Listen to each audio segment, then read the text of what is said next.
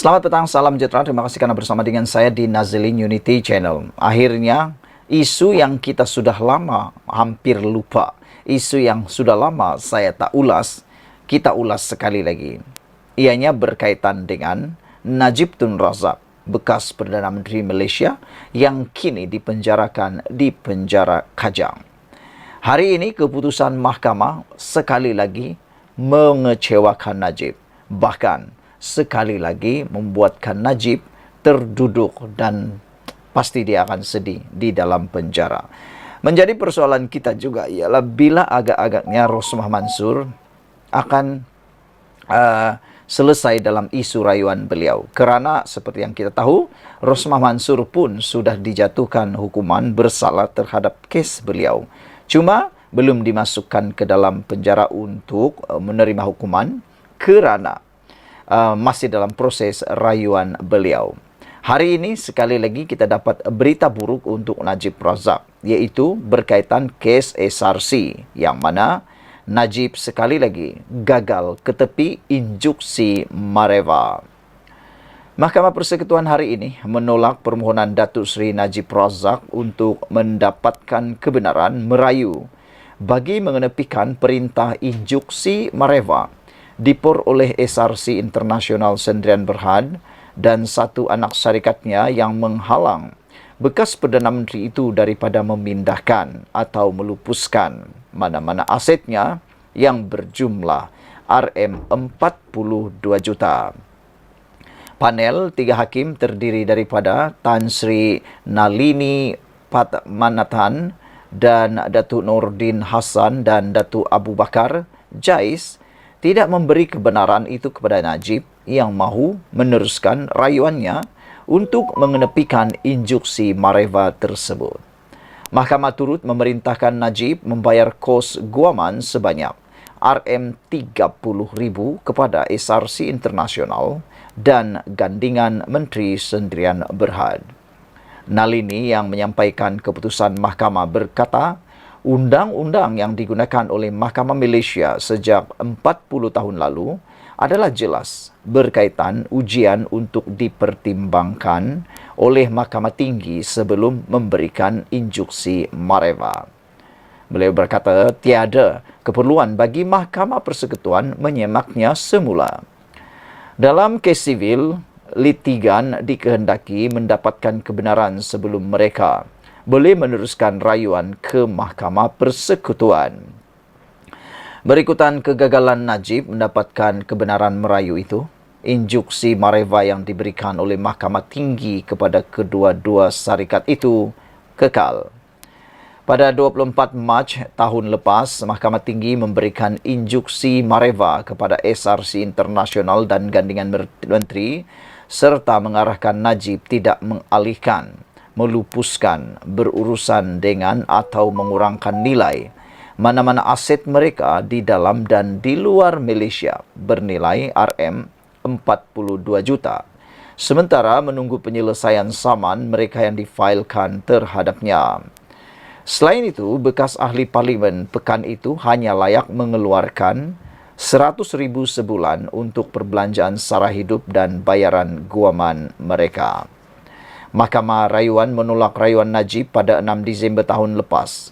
Ini mendorong beliau memfailkan permohonan kebenaran merayu. Injuksi Mareva ialah perintah sementara yang menghalang defendant daripada melupuskan aset sehingga keputusan dicapai dalam kes antara plaintiff dan defendant. SRC International dan gandingan menteri memfailkan saman terhadap Najib pada tahun 2021 mendakwa beliau telah melakukan pecah amanah, menyalahgunakan kuasanya, mendapat manfaat secara peribadi daripada dana SRC International dan menyalahgunakan dana tersebut. Saman itu belum selesai di Mahkamah Tinggi Kuala Lumpur. Najib, 70 tahun, sedang menjalani hukuman penjara 12 tahun selepas Mahkamah Persekutuan pada Ogos tahun lepas mengekalkan sabitan dan hukuman penjara serta denda RM210 juta kerana kesalahan menyalahgunakan dana SRC International berjumlah RM42 juta. Dalam prosiding yang dijalankan secara dalam talian hari ini, Najib diwakili Peguam Tan Sri Muhammad Syafiee Abdullah dan Muhammad Arfan Wan Othman, manakala Peguam Lee Chi Wei dan P. Ganatan mewakili SRC. Sekian dulu untuk kali ini. Jangan lupa tinggalkan komen anda. Sila tekan butang subscribe. Malaysia kita punya, kita juga sama-sama cintai Malaysiaku. Bye-bye. Selamat petang, salam sejahtera. Terima kasih karena bersama dengan saya di Nazlin Unity Channel. Cadangan demi cadangan dilemparkan, dikemukakan untuk menangani masalah atau isu beras negara. Namun demikian, ada satu cadangan ini yang paling menarik perhatian saya, yaitu apabila pemuda UMNO mensyorkan supaya hukuman penjara rotan ke atas pemanipulasi bekalan beras dilaksanakan. Saya fikir sudah tiba waktunya kerajaan mengambil inisiatif, mengambil tindakan paling drastik bagi menangani dan menyelesaikan masalah beras di Malaysia. Ini balik-balik asik-asik nak menyalahkan Anwar Ibrahim kerajaan. Tetapi sepatutnya isu ini harus diselesaikan bersama dengan kerajaan dan juga pembangkang. Pembangkang harus berhenti menyalahkan semata-mata Anwar Ibrahim. Mereka sepatutnya mula memberikan cadangan-cadangan yang bernas. Itu sebabnya perlu mereka membantu dari segi cadangan. Kerajaan disaran menilai semula hukuman yang perlu dikenakan terhadap mana-mana pihak atau kartel yang mengkhianati subsidi diberikan kepada rakyat dengan memanipulasikan bekalan beras dalam negara. Ketua Pemuda UMNO Dr. Muhammad Akmal Saleh berkata, hukuman lebih berat seperti sebatan atau penjara sewajarnya dikenakan ke atas mereka yang tidak bertanggung jawab supaya ia dapat memberi pengajaran kepada pihak lain. Jika kita lihat hukuman paling tinggi yang ada pada hari ini ialah sekadar compound dan ia masih mampu dibayar mereka walaupun denda dikenakan mencecah RM100,000 jika melakukan kesalahan tersebut. Tindakan ini bukanlah semata-mata untuk menghukum, namun lebih kepada memberi peringatan kepada mereka agar jangan ada yang berani mengambil kesempatan dengan mengkhianati subsidi, sedangkan rakyat tertekan dan sukar mendapatkan bekalan beras, katanya. Beliau berkata kepada pemberita selepas program pelepasan benih ikan dan udang galah di perairan Sungai Melaka, Kampung Gangsa dan Durian Tunggal hari ini yang turut dihadiri Timbalan Exco Kemajuan Desa Pertanian dan Keterjaminan Makanan Negeri Low Chi Leong.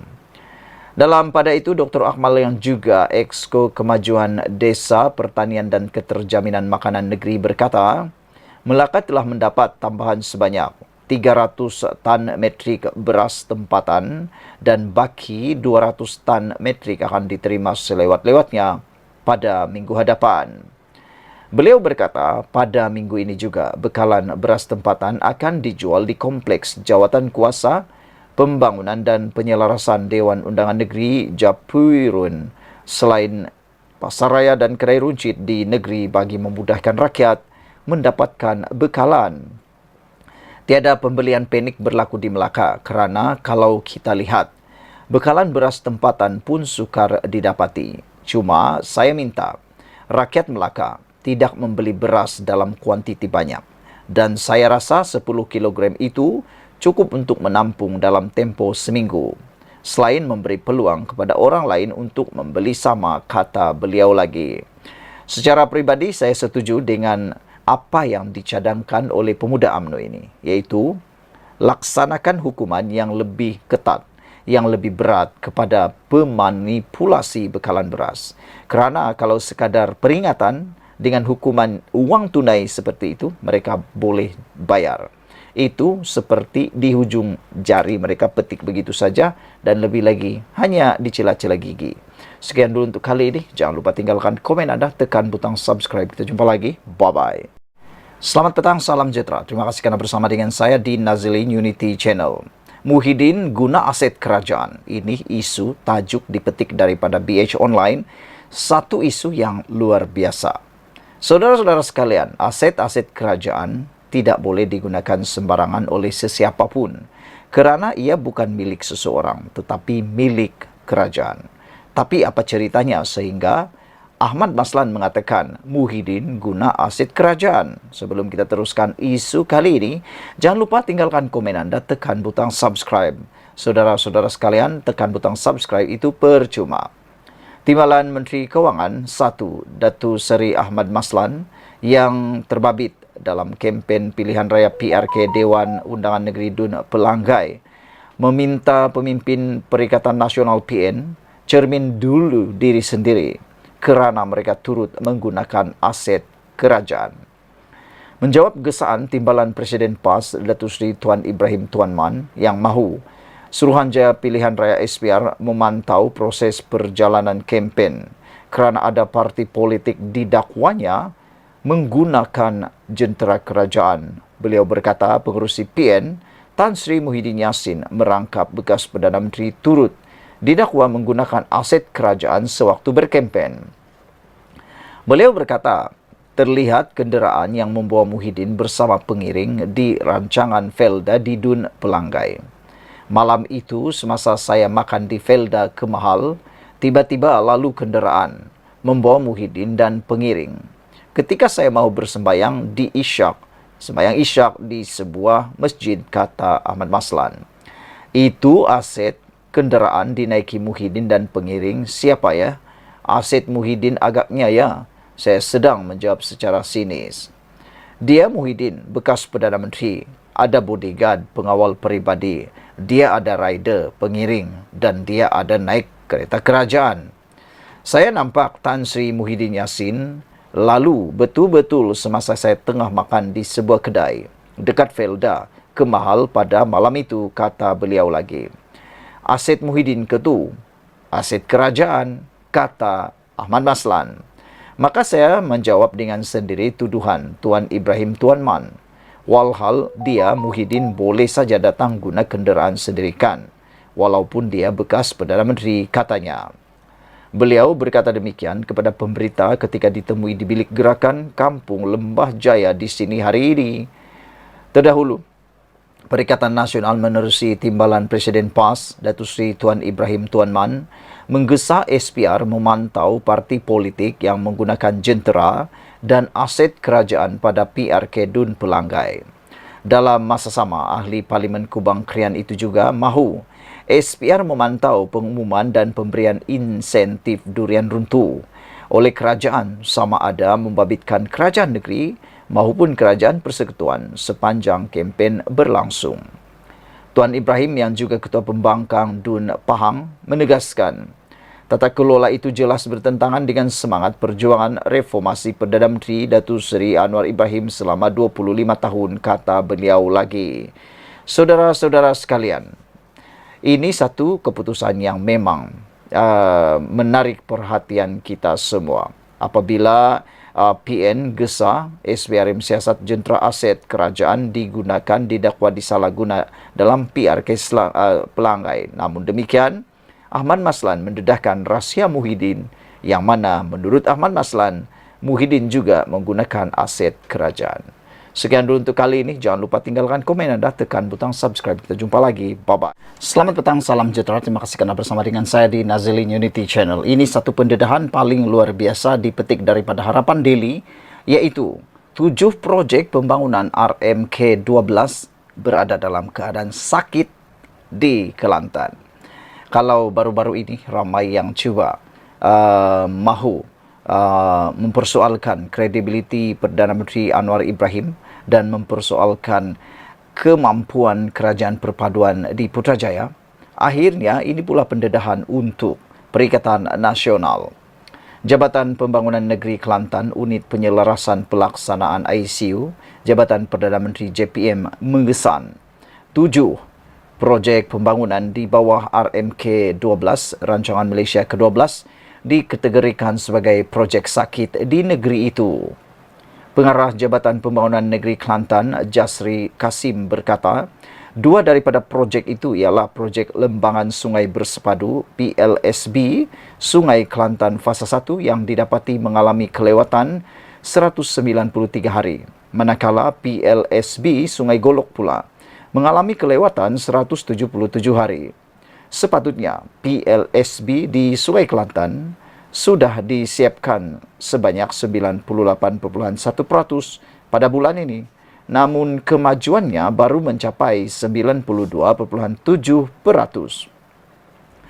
PLSB di Sungai Golok pula mengalami kelewatan kerana pelbagai masalah termasuk melibatkan isu pengambilan tanah. Katanya kepada pemberita selepas program sesi taklimat pembangunan Pejabat Pembangunan ICU JPM bersama media di sini pada Selasa.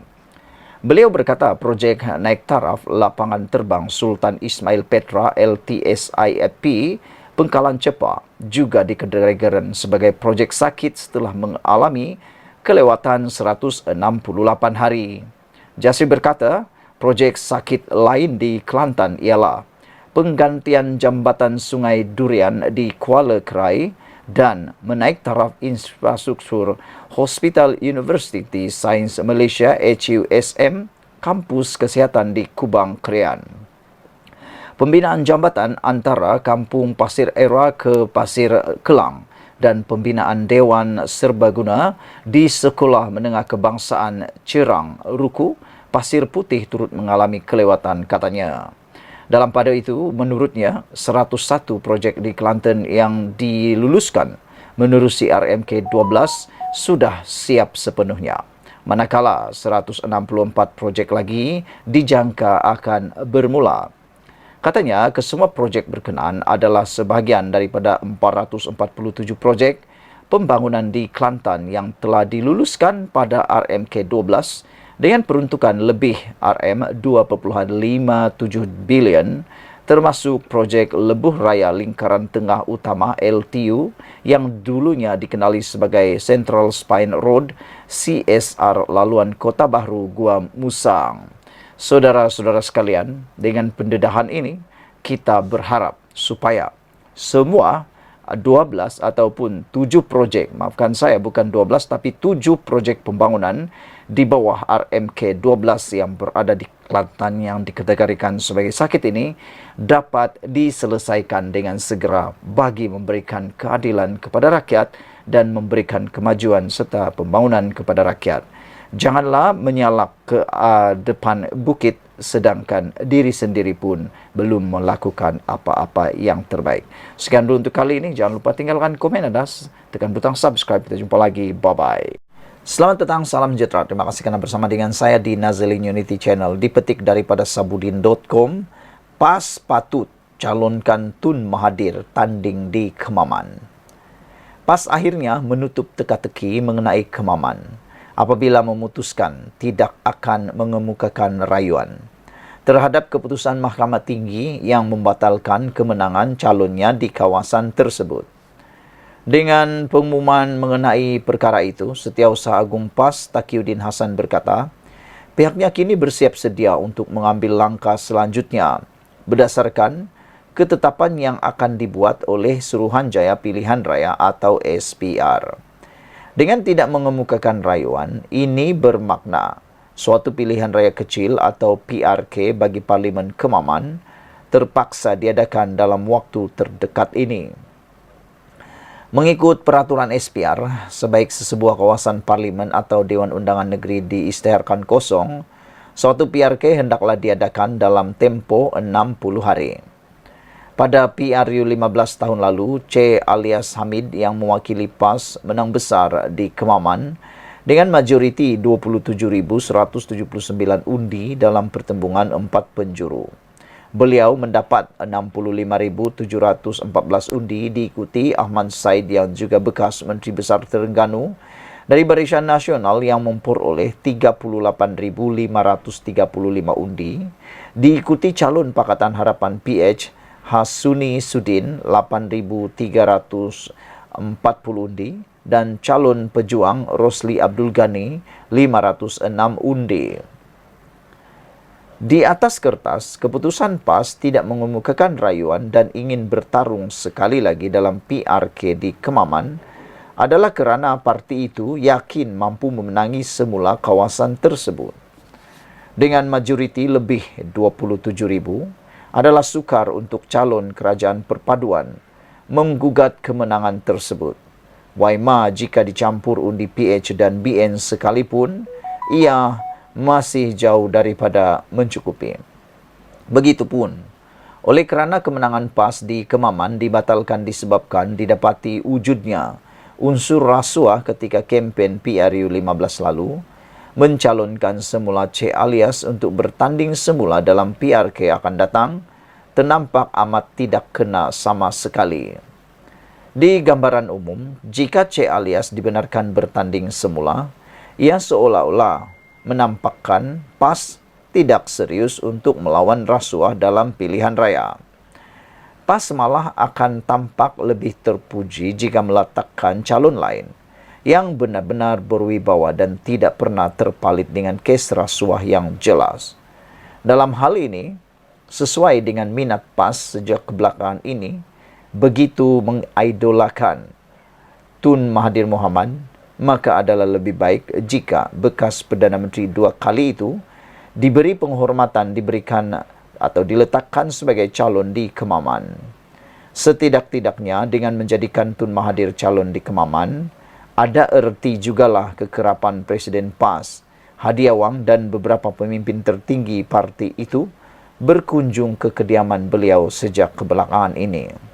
Dan pencalonan itu tentulah tambah bernilai lagi mengambil kira susulan daripada keputusan 4 negeri takbiran PAS, Kelantan, Terengganu, Kedah dan Perlis, melantik Tun Mahathir sebagai penasihat ekonomi 4 negeri berkenan atau juga dikenali sebagai SG4.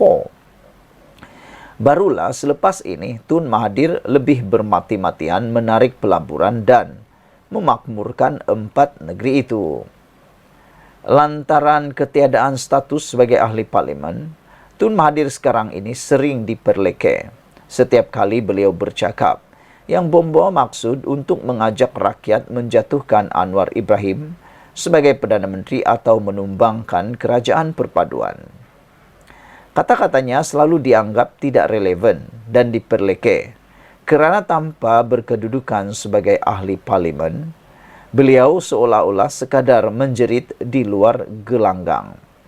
Maka itu, inilah peluang terbaik untuk PAS meletakkan semula Tun Mahathir di dalam gelanggang.